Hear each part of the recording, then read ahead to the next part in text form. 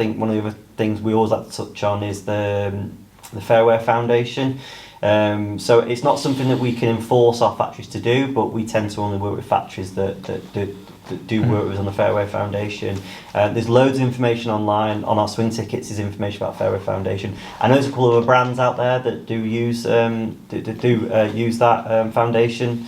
But it just makes sure all the workers and all the people that make our goods and check our goods are all paid a fair wage for their work for their job in their relevant country, and make sure things like they have a voice. So if I having a grievance, I go to my boss to talk about it. And it's making sure that these factories, the workers in these factories, have that same facility, that if they have an issue with their job or there's something that's concerning them, they have the option to go and talk to someone. And it's making sure they're not doing things like non-excessive overtime as well. So they're doing the relevant hours each week, like we have in the UK. We're all very, very similar on the hours that we work, and it's just something that we feel we're very passionate about it. We want to make sure our goods have been made fairly and ethically. So we that's a big part of what we like to promote as well. And again, I think along with the sustainability point of view and climate change, etc., I think that's another thing that people are really find important as well, is making sure that these items have been made in our opinion the correct way. So that's another thing. So it's also making something that will last as well. And again, that's another thing. Which brings us neatly on too. Yeah, absolutely. Well, talking about things that last, I've seen people in pairs of tracksters that are 20, probably nearly pushing 30 years old. So we do make things that do last, and those things are indestructible. Come on, you have to physically wear them out. True. The trackster, though, I think that's the next level. So the thing, we do a lot of regular testing on items before they even enter the market. I've been lucky enough to test some items. I'm testing a few things now, socks and clothing, and we have a really good test pool of people. I think it's, maybe I'm over egging this, but I think it's nearly 100 different people that we have who test various different things, and that'll be people who are running on the road, running on the trails, running on the fells, in warmer conditions, colder conditions. So we have a really good test pool. So we make sure that everything is tested to the nth degree before we're happy then to put it out to market. So market in terms of me presenting it to you and then you giving it to your customer. So as soon as it reaches that point where I'm presenting the range to you as a retailer, it's gone through that whole testing process, and we also carry this on throughout that as well. So in terms, we want to make products that last. So what I come into our shop, what makes this better than that? And one of the things we want to be able to say is, well, it's going to last longer. What does that actually mean? So obviously the fabric we talk about from a testing point of view, so that's one aspect that you can, the testing that we've gone through. It's things like some of the seams that we use for flat lock seams as well, so it offers a really good structure to the t-shirt, also to the item that we're talking about. Having a flat lock seam just reduces that irritation as well to the person when it's on. And one of the key things that we really like to make sure we do is use fabrics that do last, that do perform, but also feel really nice on. Talking about kind of some of the different fabrics that make a difference. So one of the fabrics that we've got for this season, we've had it for last season, for this season as well, is Polartec Delta. Which we use in our golden hour short sleeve tees, and that fabric is just absolutely incredible. I wore it, I think, remember last year when we had those I know we had a few this year but not as many, but last year we had a really hot kind of 2 or 3 days. I think it was 30 plus. And the rest, yeah. I was in the garden doing the patio, I remember. Oh, you had your sun cream on and you weren't burning. Builder's tank on it. I managed it this year to get the right week off to do the next stage of it all, didn't I? Crikey. Anyway. So during that phase, I agreed to go for a run with a friend in those conditions, and luckily I was testing the golden hour fabric at the time, and the point of difference with that fabric is that it's quite unique in its structure, so it's designed to work in really hot conditions or really humid conditions. So the way it works is that it actually, the moisture that we create through sweat, it actually holds a little bit of that moisture. which you think, well, why would you want that? Because the t-shirt's going to get hot, or the t-shirt's going to get heavy, or it's going to get hot. It holds that moisture because the actual design of the fabric with the little hexagons, it allows air to pass through. It hits that moisture and creates a cooling effect. Which is how the body works. So it's just how the body works. So we're kind of amplifying the natural way of cooling the body down with the fabric. Now, obviously, the first things you may think is that it will cling or it will feel uncomfortable, but the actual fabric's designed not to cling to the body. So it holds that moisture but doesn't cling to the body. Thank goodness, Harry, we're all right, mate. we can wear one.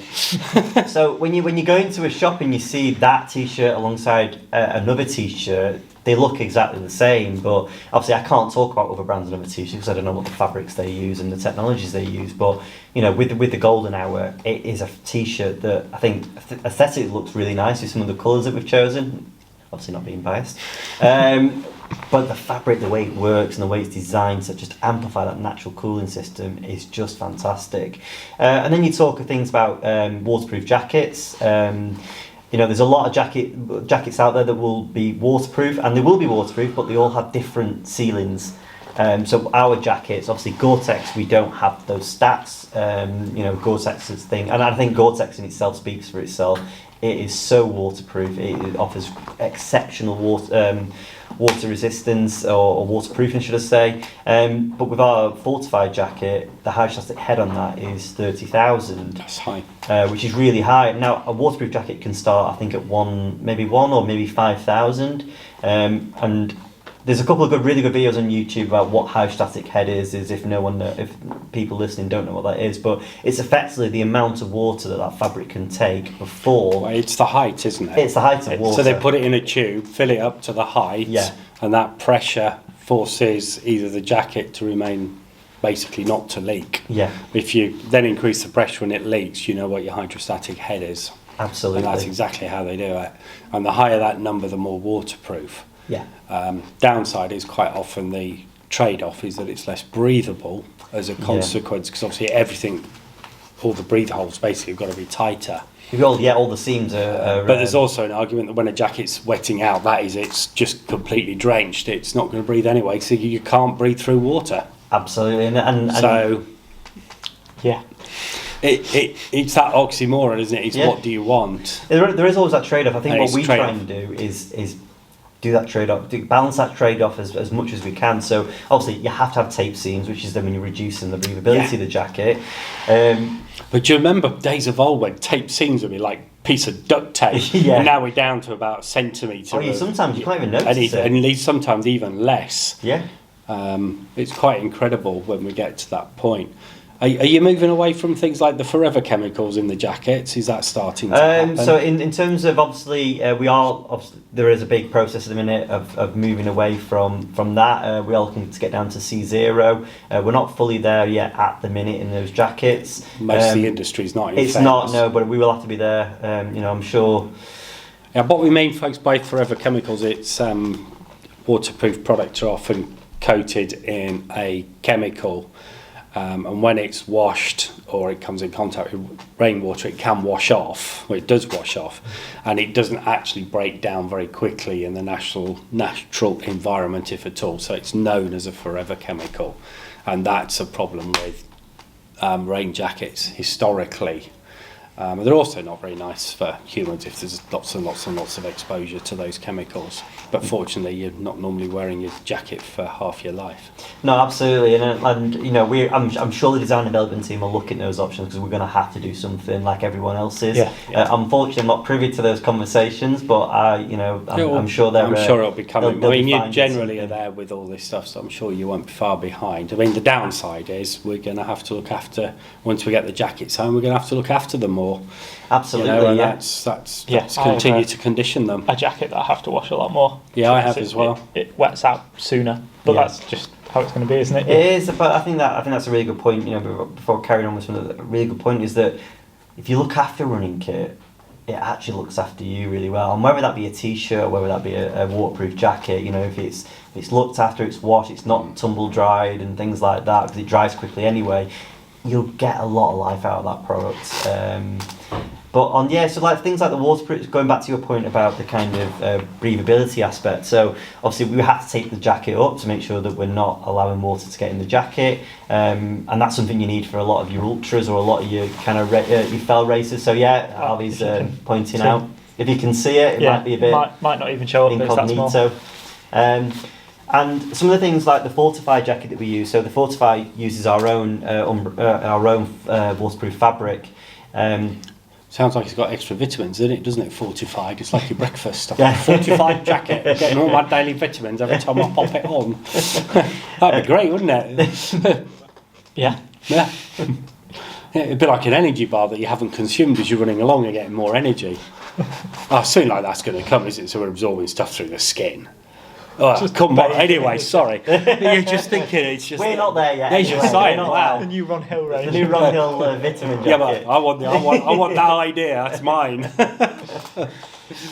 But like the Fortify jacket, it's actually a 2.5 layer jacket because we're actually trying to combat that breathability issue. So the inner layers. Tell people what 2.5 layer is, because most people are probably looking at this going, what on earth do they mean? So you have an outer layer of the fabric, which is what we see feel on the outside. The inner one is the membrane, which is where the waterproof element is. Yeah. And then you have the Gore-Tex. So the Gore-Tex Active jacket is a 3-layer jacket. So there's a backing fabric on that which sits on the inside. So the membrane of those 3 layers or those 2.5 layers, the middle one is the membrane which provides the waterproofness. The outer layer is the one we have to maintain to keep it from getting wetting out and clogging up and reproofing. So the 2.5 layer one, the Fortified jacket, we've gone for that. So it has a laminate on the inside, and the reason we do that is effectively just to keep that jacket as lightweight and as breathable as we possibly can. So we're really trying to look at everything to improve the breathability of that jacket. Also with that Fortified jacket, it has a mesh pocket in the inside, which, as the UK climate, we go for a run, it rains, it stops, it rains, it stops. You either carry it, or if you leave it on, you can, and it stops raining, of course, you can open that chest pocket that it has, and it allows another avenue there to pass through. So it's things like that where when you're looking at the price points, it's things like that we're really trying to think about what the runner goes through, experiences, and what we might need to do to help them be as comfortable, or in this case, as dry as possible on that run. So having that little mesh pocket that you can open when it stops raining to allow air to pass through is, for us, is a nice little feature. Mm-hmm. And then obviously we also have venting tabs as well. So the Fortify has a venting tab. So if you get really hot and it has really stopped raining, you can pull that full zip down. The tab actually keeps the jacket close, so it's not flapping around in the wind. So you can allow maximum air through that jacket, but still maintain that waterproof. And hey kids, if you buy a black one, you do the tab up, you can put a Batman hat on and you'll look like Batman. Absolutely. And be dry. So it's things like that we're really trying to focus on, that then hopefully gives us that point of difference when someone does come in and sees 2 jackets, of varying waterproofness. Right? Yeah. Obviously, your shop, I'm pretty sure you've got a lot of the higher end waterproof jackets, but if you were looking out there and you've got one at 5,000, one at 30,000. The points we've gone over is one of the reasons why. Yeah, and the thought process is behind the little hints of chest closure and venting through the zips. Like, it's little things that are subtle that you might not see. Or might have considered. But actually, that little tab, appears on a lot of jackets now. They're good. Yeah. And the Gore Active, not all. The Gore Active jacket was one that we brought in. What year season was it? It would have been maybe autumn to 22. So the Gore Active fabric is Gore's lightest waterproof 3-layer jacket that they offer, or 3-layer fabric that they offer, and it's designed for fast-paced sports. Yeah, and it does need extra care. It does really need extra care. So again, I think it comes down to the point of that's a consideration for some people, because I don't want to do that. Okay, well you go for something that doesn't require as much care. Absolutely. So it's back to choices, isn't it, at the end of the day? Although we're going to end up, I think, everything like that eventually. Yeah. And not too far in the distant future. No, absolutely. But I think over the next couple of years. And then we'll see the real technology starting to take off again with much better product for the environment, which will be good for us all. Yeah, absolutely. And I think going back to that point, you know, if you do look after it, it's not going to be wasted. It will. That jacket It'll give you years of service. It'll give you Just years gotta and look years of after it. service. So, you know, looking after the fabric, looking after the jacket will really help. So, and then one of the other fabrics we've started to use. Unfortunately, I don't have a sample here to show you, but we've started to use Gore Windstopper.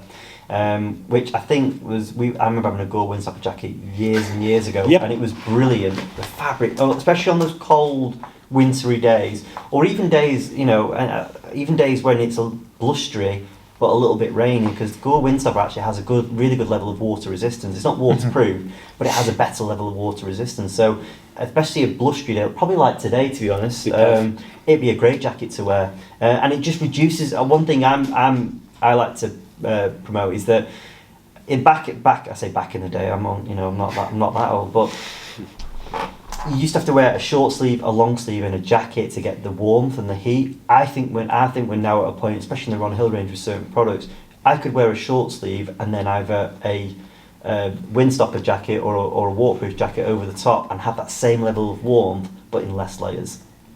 So the Gore Windstopper would be a great one. I think that's true when you move, but I think if you're out in the hills, take the extra top. Because if you need the insulation, because it gets really cold, you'll need it.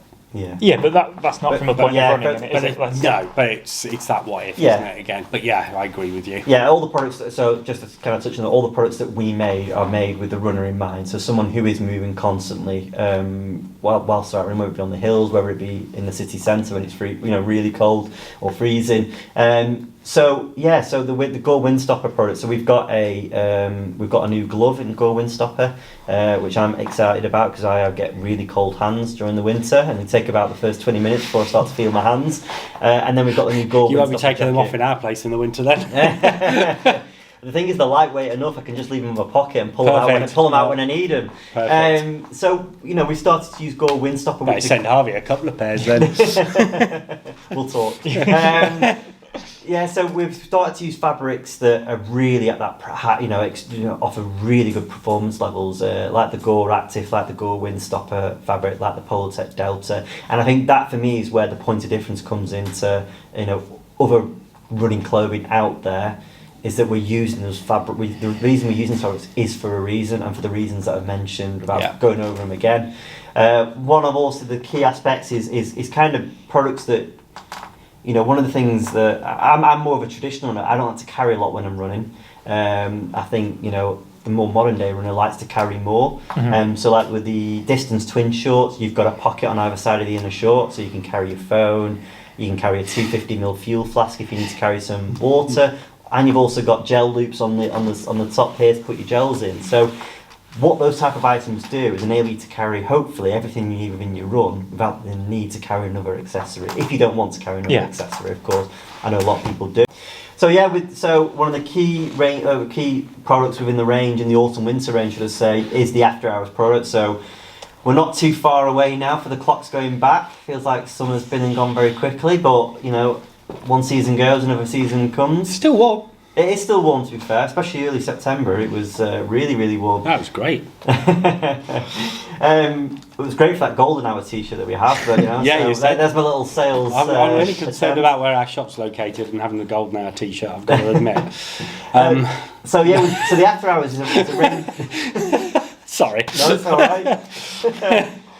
So the after hours product or the after hours range, is a range of products that effectively are designed for those dark nights where we need to make sure you're seen, whether it be on a country lane or whether it be in an urban setting. So some of the things, if anyone's ever had a previous version, which may have been called Night Runner or other names that I can't remember. Anyway, it's a very bright colour, whatever it was. It is. Yeah. We used to have the reflective print across the shoulders and a little bit on the sleeves. What we've done a bit of research, bit of biometric research, and the one on the sleeve was really getting seen, but the one at the top was being seen, but not to the level that we wanted it to be seen. So we repositioned it lower down. The main reason, obviously, a lot of car headlights are dipped, down. So obviously it's also the height of most drivers are sitting at, isn't it? Absolutely, yeah. In the distance, the top part will be seen, but closer up, you get a better view of the lower part. So it's a lot of like microscopic beads that give it that really high reflectivity. Scotch light. Yeah, we don't use Scotch-Lite as such, but it's a form equivalent. of, yeah, absolutely. And you can see, it does really shine, and caught in the right light, it really does. Makes the jacket actually look a little nicer as opposed to being covered in the reflective. It's like lower down. I much prefer it to, I guess aids in the performance as well. If you've not got as much on, like, your back. yeah, if you've got that on there, you're losing breathability and all sorts, aren't you? Absolutely. So that's me in duct tape. So with the after hours jackets, they're wind resistant. No, actually don't. Water resistant.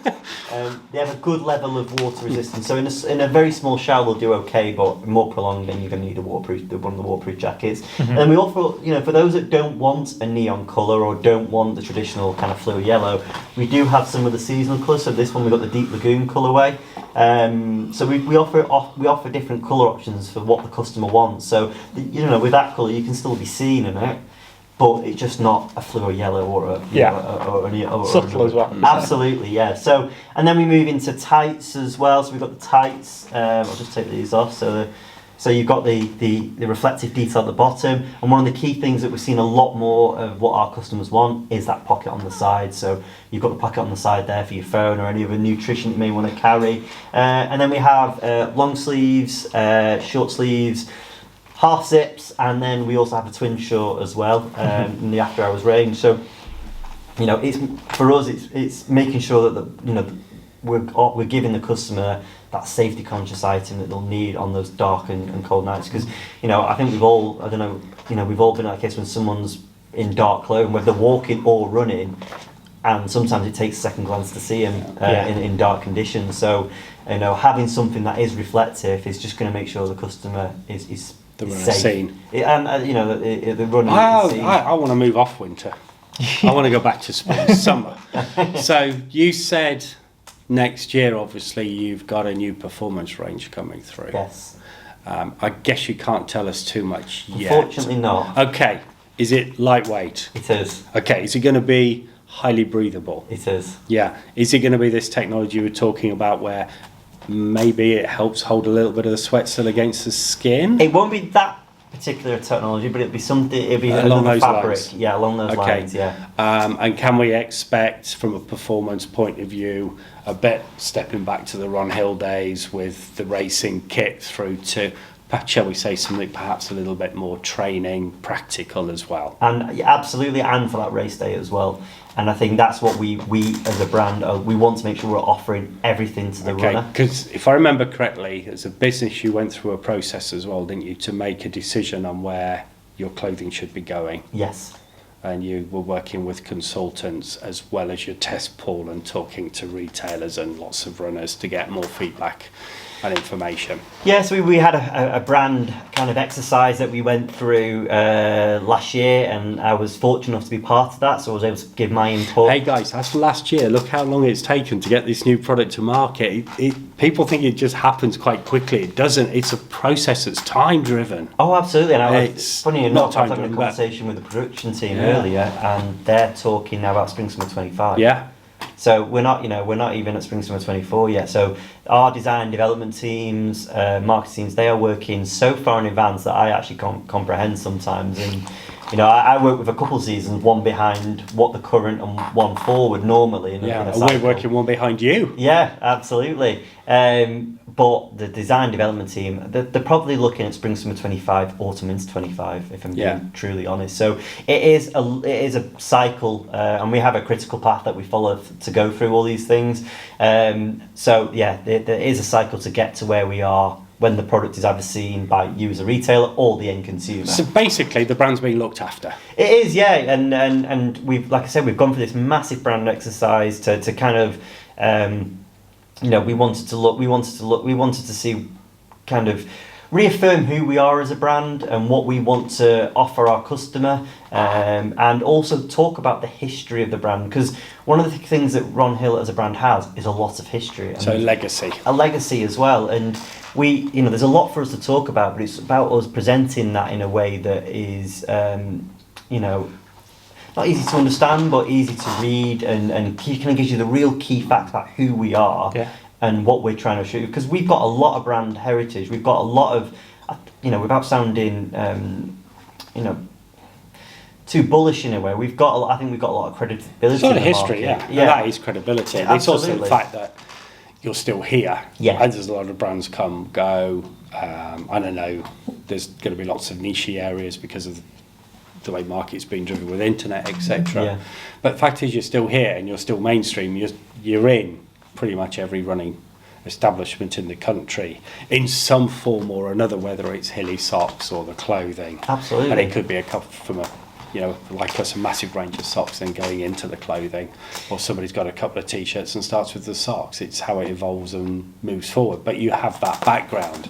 But it's also good to hear, isn't it, that the fact that there's been thought put into what's happening further down the line, and also a consideration to the planet that we're sitting on. Yeah. And not losing the heritage that you've come from. Yeah. No, but I think it's always good to re-look at these things every now and again, because we have, like you said, we've been very successful in the fact where we are. We're still here today, but I think it's always good to re-look at where you are as a business and what you're looking to, what you want to, the next 10, 15 years, what you're looking to achieve there. And I think what the team have pulled together is really exciting for the brand. And one of the key aspects that we want to be seen is that a brand for runners. So we've obviously seen the spring summer range already, and we all sat here, didn't we, and said this is where it needs to be. Yeah. And that got our vote very quickly. Yeah. Which is great to hear. And it's that's got to be a good thing, and we're a business that's full of runners and the community side as well, and if they believe in something, generally it's good. And that again, that's great to hear. And I think part of the range, we're very sorry for those listening that we can't say too much at the minute, but for those that, except it looks fab. Yeah, there we go. Go in February next year and you'll see it for yourself. The other thing I like about it the colours are very British. Yeah. And I don't mean reserve necessarily. It doesn't feel like it's coming out of Europe. It feels like it's British, doesn't it? And it looks like it's British. Yeah, exactly. And I think that's a good thing. It's a good balance to have. But I think we really should talk to the design department about some silver string vests. I think Harvey on race day would look great in one of those. We give him a couple of plasters, he'll be well away. We'll have a chat. What do you reckon, Harvey? Yeah, there's no hiding. We'll have a chat. But I think it's a really exciting time for the brand going from now and going forward. I think we've got we know who we are. We know what we're looking to do going forward in terms of product. And you know where you've come from. And we know where we've come from. And it's about reaffirming that again. And I'm just going to say at this point, looking back, if you pop onto the Accelerate Instagram account, and we'll make sure there's a link for that for you. We've actually just put some nice pictures of some of Ronhill's original kit, and also his pre-post kit, which I'm sure those that are old enough will go, yeah, I remember those, and also some of his running shoes. Yes. And they really are to behold. They're incredible. Mm-hmm. And I don't think anything's made as light as those today. No, probably not even close. Yeah, no, absolutely. I just love the detail on them. With I think Ron's actually wrote on what race he did, and I think said it was on those boxes when we saw. So we've actually put those pictures up, and you can go and have a look. And it was suggested we bring the shoes and hold them up and show you, but they are very, very fragile now. They are indeed. We tend to keep them in a perspex box just to look after them. But yeah, they're a part of who we are as a brand. Amazing things to have. I bet they'd fetch you a couple of p on eBay. Yeah. But yeah, I guess what's in the future for Ronhill? Have you got anything coming along those lines? Yeah, so I hear you got a fun day tomorrow. We have got a fun day tomorrow. So what's happening tomorrow? Because that involves everybody here, doesn't it? It does, yeah. So Well, it's good to know because it's a people thing, isn't it? At the end of the day. So obviously we have other brands within the business. We're not just Ronhill and Hilly. We have Mountain Equipment, Sprayway, Trekmates, Topo, Oboes. I'm sure I've missed probably Ufos coming along. And there's one other. Who's the other one? Oh, it's Empire Tents as well. So we are a collective of running and outdoor brands, and once a year, we used to do it quite often, way back in the day, but obviously COVID has kind of put a stop to that. But we're having an adventure day next year. We call it the away day, so we're going to the Peak District to do various. So the business is just going to basically close down. No, I won't. Some people do stay. No, let's just go with it's going to close. Okay, right. Okay. Yeah. Are you all off to the Peak? You're all off to the Peak District for a jolly. You'll get me in trouble here. No, the business will still run ahead. I'll still go ahead. Sorry. Yeah, I'm sorry. I'm in a kayak, but I'll take your order. Oh, I might be doing that because I'll still have my work phone with me, so I'll be working and maybe in a kayak at the same time, doing some emails. Yeah. But yeah, so it's a really good thing for us. The business itself, we're all on different floors. The warehouse, as I mentioned, are based a couple of miles away from here, and it's a nice time for us all to come together as a business because effectively we all work together. No, it's great to hear, and it's just great to hear that actually businesses are still doing stuff with the staff as opposed to just work. Yeah, it's a Christmas party. Oh yeah, you can't. You can't. But you know what I'm getting at. But, no, it's a really good place to work. I really love my job here, and I'm not just saying that for the podcast. I generally do. Well, you come back. You went away, came back. So it says something, doesn't it? I love working for Ronhill, and I think I have a lot of kind of what's the word I'm looking for here? Affinity? Yeah, affinity to the brand because I knew Ron as a person. I work for Ron as a person, and I'd love to carry that legacy on. If that means my way of doing so is selling products and you selling it to the end consumer, so indirectly getting it to the consumer from my point of view, then that's something I really enjoy doing. Magic. Coming down the line, obviously we can't say too much, and I think we've discussed beforehand that maybe another podcast early next year, maybe. Oh yeah, now this is actually quite exciting. So we are looking to move into Ronhill as a brand, looking to move into the world of footwear. It'll be one particular area of running. So looking at trail to start with, and that is pretty much all I can tell you at the minute. But again, that's another area the brand has heritage. Yes. Because there was a period where Ron actually did design some fell shoes, the Rivington Pike, etc. Yeah. And in some pretty funky colours too, as I remember it. So actually, it's new, but it's kind of not brand new to the brand as a concept or an idea. No. So it's going to be quite exciting to see what that's all about. We have actually seen the shoes already, guys, and that's all we're going to tell you. Thank you. If you say any more, you'll get me in trouble. So in that case, but yeah, that we were saying about we could bribe him if he says the wrong thing? Come on, let's get this going. But it's an area that I think we've had some good feedback on that product from retailers.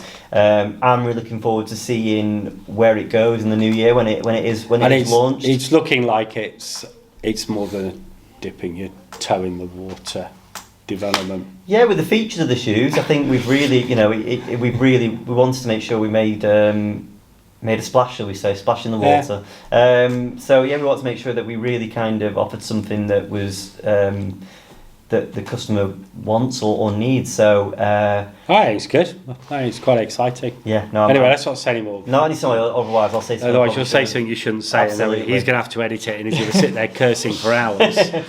He just hates editing. Yeah, I'm not a fan of editing either. It takes forever. When I edit my pictures, I'm not a fan of the edit. I like taking the pictures. I'm not a fan of the editing. Yeah. Just because I'm not as well, I don't know in your case, but I'm just not as good at it. I'm fed up with their voices. That's what it is. Yeah, just say nothing from now on. But we could come up with our own language. Yeah. No, actually, I think we did once. I got edited out. Yeah, Yeah, I think that brilliant. sums up nicely. thanks very much for your time, Andy. No, thank you. Yeah, absolutely. Thanks so a much lot for of history having us. there, and it's, if people didn't know, or kind of, it's shown a lot more of what the brand is and how much heritage you've got. And if you think we should bring the string vest back, folks, can you give us a thumbs up? We want to count the votes on this. No. String vest, thumbs up or not? Bro, nice Leave one. it there. Thank you very much. Thanks, Andy. No worries. Thank you you for your for having time. us and Thank you for welcoming your us so kindly. No problem. Thanks for your time. Thank you.